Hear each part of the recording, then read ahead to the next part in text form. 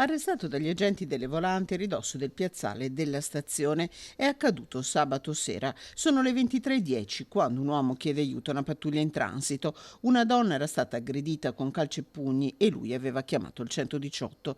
Trovata la donna, una cittadina italiana di 42 anni, gli agenti hanno ricostruito quanto accaduto. La vittima aveva discusso pochi minuti prima con uno straniero, delle parole si era passati ai fatti e l'uomo, che conosceva, l'aveva colpita con violenza per poi fuggire. Grazie alla descrizione gli agenti hanno rintracciato l'aggressore, un senegalese di 35 anni, irregolare in Italia e senza fissa dimora, con numerosi precedenti alle spalle e già raggiunto da un avviso orale del questore. Nonostante la reazione violenta del 35enne che ha ferito 3 agenti, l'uomo è stato bloccato e caricato nell'auto di servizio che ha danneggiato colpendola con calci al finestrino. Per il senegalese è scattato l'arresto, avviata anche la procedura di allontanamento dall'Italia con collocamento a un CPR.